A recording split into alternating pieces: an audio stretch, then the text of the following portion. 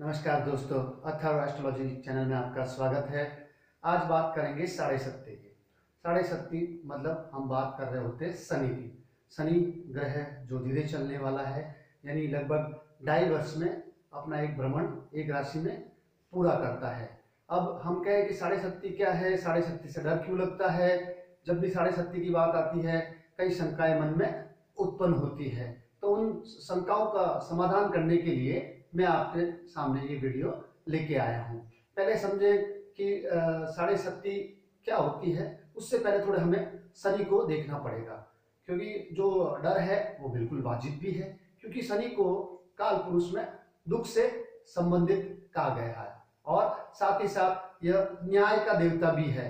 तो जब भी शनि की बात आती है तो न्याय की बात आ जाती है, दुख और सौरव जो हम कहें उसकी बात आ जाती है।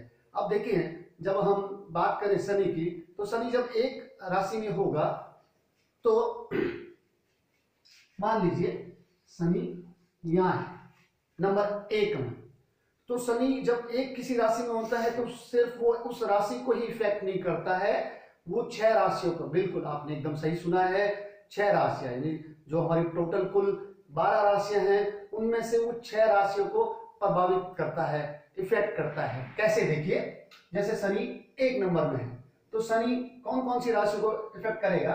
एक तो वो अपने से सामने जो राशि होगी, जैसे उदाहरण के तौर पे हम यहाँ के 1 में है तो 7 नंबर जो राशि है उसको इफेक्ट करेगा।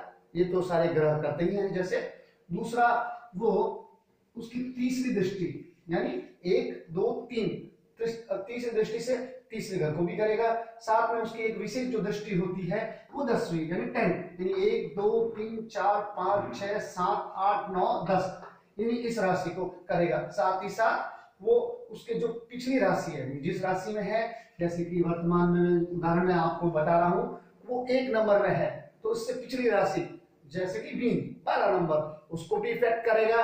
और उसकी जो अगली राशि है, जैसे उदाहरण में जब हम देख रहे हैं मेष राशि, तो वृषभ राशि को भी इफेक्ट करता है। तो जैसा कि मैंने कहा, शनि एक घर में जहां है, एक राशि में है, वो 6 राशियों को इफेक्ट करता है।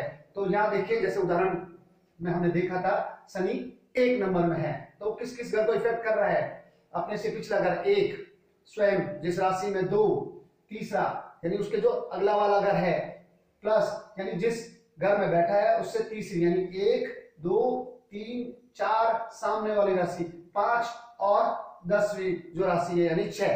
तो जैसे कि मैंने कहा आपको, जब शनि देव विराजमान होते हैं एक राशि में तो वो सिर्फ उसी राशि को इफेक्ट नहीं करते हैं, 6 राशि को, यानी 12 में से 6 राशियों को एक साथ बैठते ही वो इफेक्ट कर देते हैं। अब बात करते हैं साढ़े सत्ती कैसे बनती है या साढ़े सत्ती क्या होती है। साढ़े सत्ती यानी जैसे कि नाम में है 7.5, यानी 7.5 ईयर्स का टीन्योर समय साढ़े सत्ती हो गया। अब साढ़े सत्ती कैसे होगी, हम वर्तमान परिप्रेक्ष्य का उदाहरण लेते हैं। शनि वर्तमान में मकर राशि में है, जो कि जनवरी में 17 जनवरी के आसपास परिवर्तित होकर कुंभ राशि में आ जाएंगे। तो अब साढ़े सत्ती को समझने के लिए आपको यह देखना पड़ेगा कि शनि कौन सी राशि में है, प्लस उसके अगली और पिछली राशियां कौन सी है, तो उससे आपको समझ में आ जाएगा साढ़े सत्ती, यानी 7.5 साल हो जाएंगे। जैसे कि मैंने कहा, वर्तमान में शनि यहां है तो इससे पिछली राशि वो भी साढ़े सत्ती से पीड़ित होती है और उसकी अगली राशि भी पीड़ित होती है। 7.5 साल यानी 2.5 साल। जैसे कि मैंने आपको उदाहरण तक कहा कि शनि एक राशि में 2.5 साल लेते हैं, तो साढ़े सत्ती यानी 2.5 साल के 3 पीरियड हो गए। अब साढ़े सत्ती में होता क्या है वो देखेंगे। इसके 3 फेज है, 3 चरण 2.5 साल के। पहला जो होता है, जब हम कह सकते हैं कि राइजिंग फेस है, राइजिंग फेस है, जैसे कि मकर राशि में उतरेगी साढ़े सत्ती, लेकिन मकर राशि में जो है इससे पहले जब इससे 12वीं राशि में आई थी, ठीक है, तब उसमें उसको साढ़े सत्ती प्रारंभ हो गई, यानी इससे पहले धनु में आते ही मकर वाले में इसकी साढ़े सत्ती का प्रारंभ हो गया। फिर जिसको कहते हैं राइजिंग फेस, फिर मकर राशि में जब शनि चल रहे हैं तब भी उसको साढ़े सत्ती से प्रभावित है, और जब कुंभ में आएंगे तब भी मकर राशि साढ़े सत्ती से प्रभावित है। जब शनि आपकी जो राशि है उससे एक पहले यानी द्वादश 12वें भाव में आता है तब साढ़े शक्ति प्रारंभ हो जाती है, वो कहलाता है राइजिंग फेज। जैसे कि मैंने कहा कि जब शनि आपकी मकर राशि की बात करें तो जब धनु में आया था तब साढ़े शक्ति प्रारंभ हो गई। तो जो पहला फेज, पहला चरण वो होता है राइजिंग फेज। दूसरा हम कह सकते हैं पीक फेज, यानी चरम पे जो होती है। इस समय साढ़े शक्ति बहुत ही प्रभावित करती है। जो जातक साढ़े शक्ति से प्रभावित हो और पीक समय चल रहा हो तो उनको बहुत परेशानी आती है। उसके बाद हम कह सकते हैं डिक्लाइन फेज या साढ़े शक्ति का समाप्त होने का फेज ले। मैं इस आपको उदाहरण से यहाँ एक समझा देता हूं जिससे कि इजीली आपको समझना है। वर्तमान में जैसे मैंने कहा कि शनि यहाँ पे है, ठीक है। अब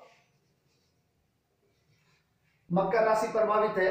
अब हम कहें कि जब शनि किस किस फेज में क्या क्या परेशानियां आ सकती है। जब आपके द्वादश भाव में जब शनि होता है तो साढ़े शक्ति प्रारंभ हुई। द्वादश भाव यानी जब मान लो हमने मकर की बात की, जब इधर धनु में जब शनि आए तो प्रभावित कौन से ग्रह को करे? 1 2 3, यानी आपके कुटुंब को, परिवार को, और साथ में आर्थिक परेशानियां देता है क्योंकि 2 नंबर हमारे धन से संबंधित भी है।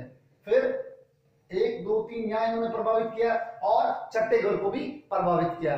यानी जब हम कहें कि राइजिंग फेज होता है, द्वादश भाव में शनि होता है तो बीमारियां देता है और आर्थिक नुकसान होता है, साथ ही साथ पारिवारिक कलह होने की संभावनाएं बढ़ जाती है। जब हम कहें कि शनि आपकी राशि पर ही, जैसे कि वर्तमान में मकर राशि में भी है, जब मकर राशि में होंगे तो तीसरे भाव को प्रभावित करेंगे, सप्तम भाव को प्रभावित करेंगे और दसम भाव को प्रभावित करेंगे। यानी आपका जो पराक्रम है वो क्षीण होता है, जो आपकी प्रेस्टीज है, वैल्यू है, इमेज है, जो आपका वर्तमान परिस्थिति है उससे आप थोड़ा डिक्लाइन करते हैं। साथ ही साथ जब जैसे मकर की बात करें तो 7वें घर को प्रभावित करेगा, तो जो आपके साझेदार है, पार्टनरशिप में है, उसमें परेशानी आती है और वैवाहिक जीवन में भी परेशानी आती है। साथ ही साथ वो 10वें घर को भी प्रभावित करेगा, तो जॉब है, प्रोफेशन है, उसमें भी आपको काफी उतार चढ़ाव का सामना करना पड़ता है।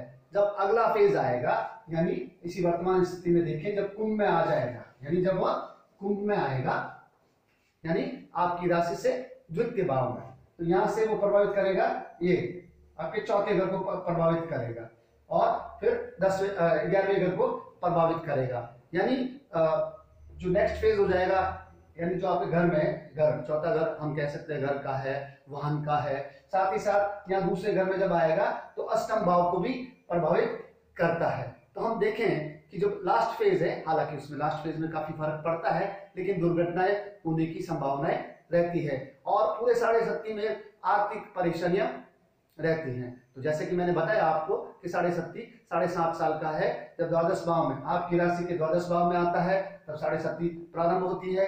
फिर आपकी राशि से भ्रमण होता है, उसके बाद आपकी राशि से द्वितीय भाव में शनि जब आता है तो वो उतर रहा होता है, लास्ट फेज हो रहा होता है। तो ये तो मैंने बताया आपको साढ़े शक्ति के बारे में। अगर मन में थोड़ा भय आया तो उपाय क्या कर सकते हैं? साढ़े शक्ति के उपाय के लिए आप सबसे प्रथम तो शनि चालीसा नियमित रूप से पढ़े, और जैसे कि हनुमान जी का जाप, हनुमान जी के मंत्रों का जाप करने से, हनुमान चालीसा करने से शनि का प्रभाव कम होता है। तो नियमित रूप से हनुमान चालीसा जरूर करें, शनि मंदिर जाएं, और शनि जैसा कि वृद्धजनों को का परिचायक है, वृद्धजनों को संबंधित रहता है, तो जो वृद्धजन है, जो असहाय है, उनकी आप बिल्कुल सेवा करते रहिए जिससे आपको फायदा रहे। अगर आप आर्थिक रूप से नहीं कर पाए तो कोई बात नहीं, आप कुछ समय दीजिए, वृद्धजनों के साथ बैठिए। अपने घर में जो वृद्धजन है वो, प्लस जो असहाय है, आप वृद्धाश्रम भी जा सकते हैं। इससे शनि का जो प्रभाव है थोड़ा कम होता है। साथ साथ आप जो